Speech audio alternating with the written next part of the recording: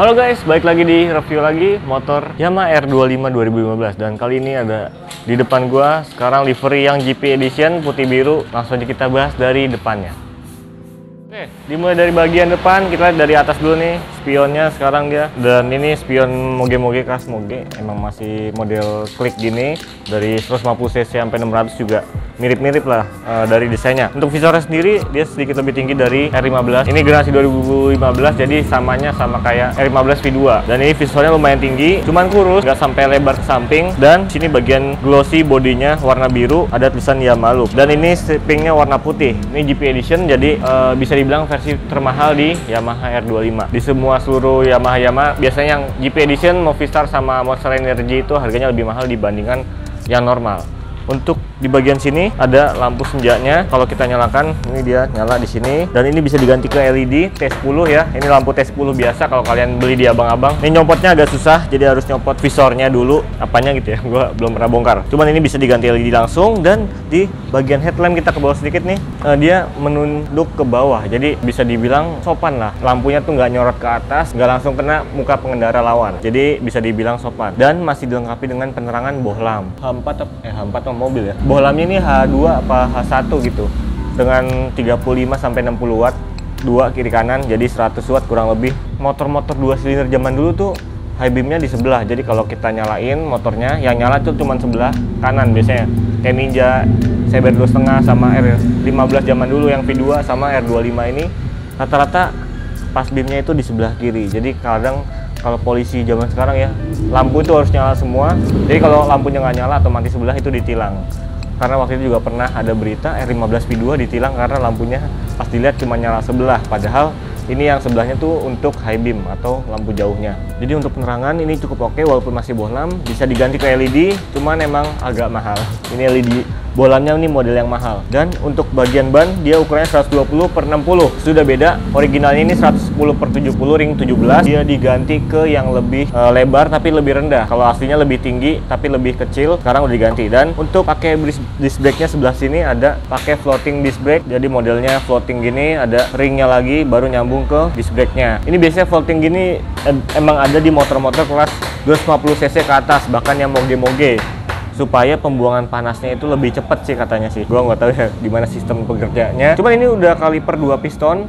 Dan ini warna kalipernya emang agak aneh ya. Dia agak kayak gunmetal, cuman udah kayak luntur gitu. Jadi warnanya tuh kayak oli rembes yang udah didiemin lama. Jadi warnanya tuh butek gini. Untuk suspensinya masih teleskopik, belum masuk down. Ini tebalnya 41 mm.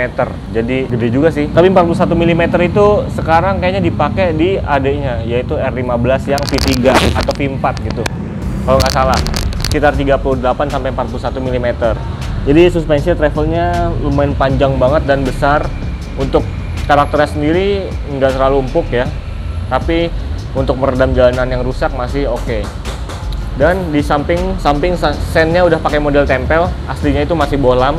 Cuman ini udah di custom pakai model tempel. Dan ini velgnya terbuat dari aluminium alloy. Jadi ini lebih kokoh tapi lebih ringan nih beratnya dibandingkan velg-velg kompetitornya mungkin ya. Nah ini velgnya aluminium alloy. Oke, kita lanjut ke bagian instrumen clusternya. Oke, di bagian instrumen clusternya di bagian kiri di sini ada koplingnya sangat besar dan enteng nih ya. Udah hidrolik kayaknya. Hidrolik semi, masih pakai mekanikal juga. Dan ini ada tuas pas beam. Dan ini lampu pas beamnya kayak picak gitu sebelah kiri doang. Ciri khas zaman-zaman motor 2 silinder zaman dulu. Ini ada lampu high beam low beamnya, sen, dan juga klakson. Seperti biasa, stangnya upper yoke, jadi nggak terlalu nunduk, nggak kayak R15 V3. Dan ini segitiganya juga tebel. Kuncinya masih konvensional, belum ada pengamat magnet. Dan ini instrumen clusternya double atau dikombinasi antara analog sama digital. Untuk instrumen sendiri nggak terlalu lengkap banget, tapi udah ada jam digital, ada average, ada trip, oil trip, odometer, sama trip 1, trip 2. Belum ada lap time, belum ada mode berkendara, ataupun belum ada voltase aki. Jadi kita belum tahu ini akinya udah mau habis apa belum, karena di sini nggak ada kickstarter. Dan ini ada limiter kalau kita setting buat misalnya kalian mau drag race atau balapan di Sentul, ini limiter bisa di setting buat dapetin limit yang pas untuk mode berkendara yang paling kenceng. Nah, ini ada tombol 2 doang, reset sama select. Netralnya di sini, ada gear indikator, speedometer, ini tadi MID, jam digital. Untuk atasnya ada instrumen bensin dan bawahnya suhu udara. Nah, ini suhunya masih dingin. Biasanya kalau buat mesin 250 cc ini kalau buat di panas-panas itu rata-rata dia di kisaran 98 derajat sampai ya paling 70 sampai 90 derajat Celcius. Ini ada suhu. Untuk indikator oli ini kalau belum dinyalain, ada cek engine-nya sama RPM-nya, limiternya di 14.000. Oke, kira-kira itu bagian speedometernya, dan belum ada high body atau hello world gitu kayak adanya MS King pada tahun 2015.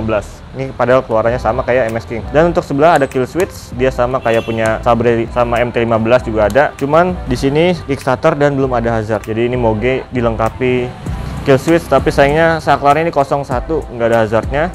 Dan pengereman depannya sendiri enteng, 2 piston, kalipernya tanpa merek. Kita lihat nih tangkinya, ini 14,3 liter. Untuk kelas 250 cc memang agak kecil ya.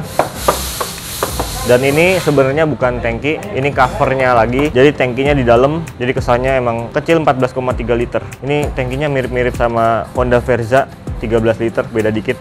Jadi untuk kelas 250 cc tangkinya terbilang kecil. Oke, bagian mesinnya ini kapasitas 250 cc, DOHC 8 katup, 4 tak, 4 klep, 8 klep dengan kombinasi pendingin radiator, dan ini tenaganya 36 horsepower dengan torsinya 22,6 Nm. Jadi beda dikit sebenarnya sama Yamaha X-Max. Cuman ini perkecepatannya ada 6 speed manual dengan kopling basah. Dan untuk bagian mesinnya sendiri ini twin cylinder. Jadi bentuknya itu nyamping, beda sama Harley yang V2 tuh yang lebar atau yang mesin boxer itu beda. Ini publikasinya rangkanya ini diamond dengan suspensi teleskopik, jadi emang khusus buat balapan di sirkuit. Jadi mesinnya ini pendinginannya lebih kena aerodinamis dibandingkan samping-sampingnya ini nggak terlalu lebar. Jadi untuk komposisinya dia lebih ke tengah untuk mengincar ground clearance dan center of gravity yang bagus, dan power weight ratio juga lebih bagus di tengah. Untuk ground clearance-nya sendiri nggak terlalu tinggi. Ini kalau buat boncengan berat mungkin masih ada kemungkinan mentok di bawah. Tapi untuk stepnya sendiri udah agak underbone banget. Jadi kalau kita naik biasa nih, apalagi orang yang tinggi, naik itu kaki bakal nekuk ke belakang banget. Ini underbone-nya original, belum di custom. Mungkin kalau di custom bisa sampai ke sini kali ya, kaki stepnya. Nah, untuk posisi duduk buat harian, tang sama joknya ini masih nyaman. Cuman kalau buat kakinya sendiri, ini kakinya nukik banget. Beda sama motor-motor 150 cc yang masih fun to drive. Nah, untuk posisi kaki kalau kalian nggak biasa nekuk lama-lama, pasti di sini bakal kerasa kayak asam urat gitu, kayak kram. Soalnya emang dari jok ke step aja deket banget nih jaraknya, udah gitu dia menukik ke belakang. Jadi kalian kalau naik motor ini harus sering-sering berhenti, terus ngegangin kaki terus, biar nggak kram. Untuk joknya sendiri, ini emang kata Yamaha, ini jok yang anti slip ya. Emang anti slip sih, kalau slip juga kepentok tangki ini sakit banget pastinya. Soalnya ini joknya lumayan lebar, lumayan empuk. Cuman emang kulitnya ini dari kulit joknya sendiri keset banget nih. Jadi kalian nggak gampang merosot kalau misalnya ngerem mendadak. Apalagi tangkinya tajam. Ini sakit nih. Untuk bagian belakang, busanya emang sangat tipis di bagian sini. Tapi untuk boncengan ini masih bisa menampang posisi duduk kita dengan baik karena joknya lumayan lebar walaupun emang tipis. Dan ini suspensinya monoshock, diameternya gue kurang tahu pastinya berapa, kayaknya 43 mm lebih ya, dengan konfigurasi single shock yang bener-bener rasanya nggak terlalu empuk, tapi dia ini sebenarnya nggak terlalu keras juga karena ini motor kan gede, jadi dia butuh suspensi yang lumayan kuat untuk meredam bodi yang beratnya ini 166 kg. Untuk bawahnya sendiri dia nggak ada rear hugger atau spakbor kolong nih, gue lihat dia cuma spakbor kolong di depan sini untuk nutupin shockbreaker biar nggak gampang kotor, tapi sisanya kosong sih. Jadi kesannya tuh kayak motor yang kopong gitu di bagian belakang, padahal depannya besar, ke belakang sini cuman bodinya segini doang. Untuk ini ada tutupan rantai yang tuh lihat tuh kayaknya kurang kokoh, kurang solid gitu ya. Ini lemes banget gitu. Ini kalau kena angin bisa goyang-goyang. Apalagi motor 250 cc misalnya kecepatan 120 km per jam ke atas, ini kayaknya agak goyang-goyang gitu. Ini ada stabilizer modifikasi tambahan buat ya variasi aja lah. Armnya masih pakai kotak begini, ini bukan yang delta box ya. Ini masih di tengah. Ini rangkanya mirip yang dipakai di CB150R. Rangkanya model ketemu di tengah gini. Dan ini dibilang kokoh ya, lumayan solid sih. Cuman kalau dilihat dari besinya tuh menopang di tengah ini kayak takut patah gitu kalau kita dudukin di beban yang berat. Cuman emang center of gravity-nya bagus. Dan di satu lagi nih, spakbornya sendiri ini model yang tempel gini. Jadi kalau kita pengen pasang undertail atau spakbor copot tuh, ini gampang, tinggal dicopot dua baut yang ada di sini, terus dilepas biar jadi undertail.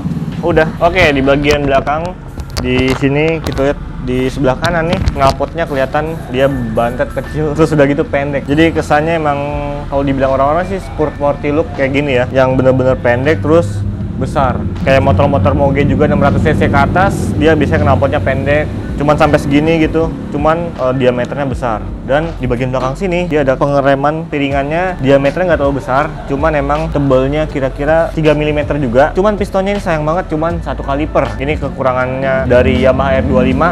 Rem belakangnya cuman pakai 1 kaliper, dia tanpa merek juga. Ini nggak tahu entah Nissin, entah Tokiko atau Brembo, kita nggak tahu. Nah, di sini udah ada variasi stabilizer yang nyambung tadi, sama kiri kanan dipasangin nih. Terus untuk ukuran ban sendiri dia pakai Corsa Platinum, ukurannya 160/60. Jadi ini ukurannya udah diganti dari yang sebelumnya. Aslinya itu kalau nggak salah itu 140/70, dan ini udah diganti 160/60. Jadi lebarnya makin lebar dari aslinya, tapi lebih pendek sedikit dari yang aslinya. Turun 1 step. Dan untuk bannya sendiri terlihat emang ini saking lebarnya sampai melebihi velg sih. Jadi lebih kelihatan moge look. Untuk velgnya ini sekitar 4,5 inci sampai 5 inci kalau nggak salah lebarnya ya. Dan ini bahannya aluminium alloy yang diklaim sama Yamaha lebih ringan tapi lebih kuat. Untuk lampu belakang ini sama persis sih, bukan sama persis plug and play bukan. Tapi emang desainnya mirip sama yang dipakai oleh MX King 150. Walaupun MX King tuh di sini ada lekukan, di sini R25 nggak ada. Dan lampunya ini udah diganti pakai LED. Aslinya masih bohlam biasa kayak R15 Fiction, itu sama sih. Ini udah diganti LED customan. Terus di sini ada hidung kecil buat penerangan plat nomor. Spakbornya memang panjang ke belakang, tapi pas sampai belakang tuh rata gini, strut ke bawah gitu. Jadi kayaknya kurang sporty, tapi udah bagus lah. Walaupun itu spakbornya emang kecil banget nih, nggak nutup kalau buat ban yang segede ini. Kalau buat becekan air masih ada kemungkinan buat nyiprat ke atas. Jadi kira-kira tampilan belakangnya kayak gitu. Oke guys, jadi mungkin kesimpulan yang bisa gue bilang dari sini, kelebihan motor ini dia punya desain yang sporty, bagus, keren, dan ditambah ini livery-nya motor GP Edition dari Yamaha. Biasanya warnanya putih biru kayak gini dan kelihatan lebih sporty dan keren. Gue suka nih sama livery GP Edition dari Yamaha. Terus ada Movistar, ada Monster Energy juga. Cuman Movistar sama Monster Energy termasuk tahun-tahun baru. Ini 2015 masih ada yang GP Edition. Dan untuk kelebihan selanjutnya, dia punya posisi duduk yang terbilang masih cukup nyaman sih. Terus juga suspensinya oke, walaupun tidak terlalu empuk, tidak terlalu keras. Yang utama lagi dia punya power dan tenaga yang lumayan besar, 36 horsepower sama 22 Nm.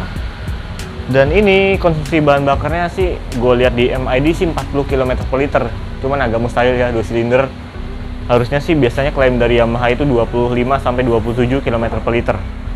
Dan kekurangan di motor ini, satu, tangkinya kecil, 14,3 liter untuk kelas 250 cc. Yang kedua, piston pengereman belakang cuman pakai 1 piston di kalipernya. Jadi sisanya overall udah bagus banget. Dan motor R25 dijual di showroom Akang Motor ini, dia tahun 2015, plat Jakarta Timur. Untuk harga sendiri mulai dari angka 30 jutaan. Masih bisa nego-nego. Di pasaran itu gue lihat 36 sampai 40 bahkan. Yang di tahun 2016, 2017 gitu ya. Ini 2015 30 juta menurut gue udah terjangkau. Dan masih bisa nego, bisa tuker tambah juga dengan motor yang lain. Oke, kesimpulannya kira-kira segitu aja review Yamaha R25 tahun 2015 ini yang GP Edition. Kalau kalian suka dengan video ini, like di bawah dan juga komen. Menurut kalian yang udah pernah pakai R25 gimana rasanya?